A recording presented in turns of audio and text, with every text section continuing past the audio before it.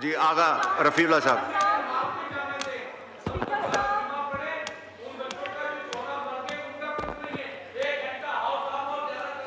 Thank you جناب speaker.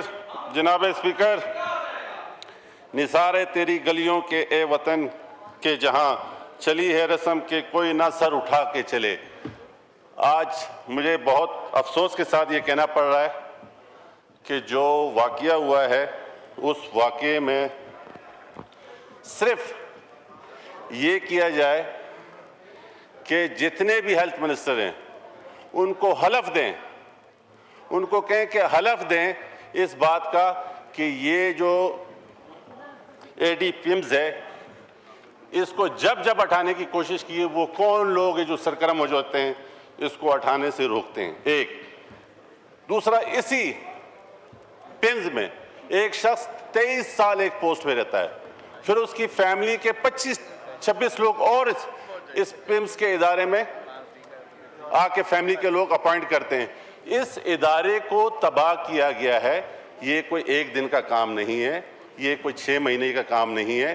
اگر واقعی میں ہم چاہتے ہیں کہ ہم سر اٹھا کے چلیں تو ہمیں اس سے ایگزامپل سیٹ کرنا چاہیے اور خدارہ پولیٹیکل نہیں.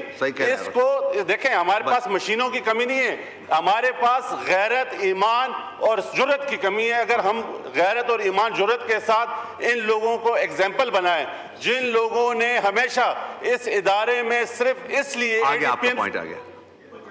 کا پوائنٹ آ گیا.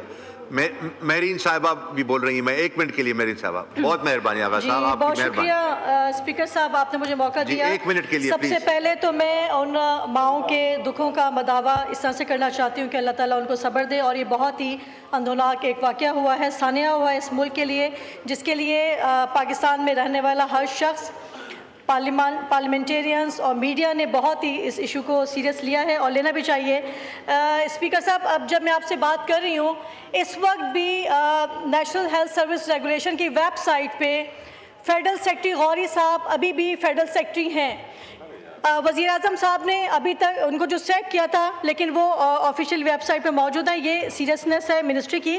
سر، میں اس حوالے سے کہنا چاہوں گی کہ جس طرح سے یہاں پہ بات کی گئی کہ یہ سانحہ روکا جا سکتا تھا. آپ نے سی ڈی کی جو فرسٹ رپورٹ دیکھی ہوگی جس میں fire life safety arrangement indicate بتائے گئے، ایمرجنسی ایگزٹ پرماننٹلی لاک بتائے گئے، سیکیورٹی اسٹاف اور ہاسپٹل کریٹڈ ہنڈرنسز بتائی گئی ہے، اور inadequate crowd management was observed at the site of the incident. Sir, میں آپ سے یہ کہنا چاہ رہی ہوں کہ اگر ہم یہاں پہ امپارشل انکوائری کی بات کر رہے ہیں تو سر یہ بیوروکریٹک کمیٹی کبھی بھی آپ کو انصاف نہیں دے گی، اور یہ امپارشل انکوائری اسی صورت میں ہو سکتی ہے جب آپ امیڈیٹ جو آپ کے آفیسر ایگزیکٹو ڈائریکٹر پمز کو آپ اس کو نہیں ہٹاتے.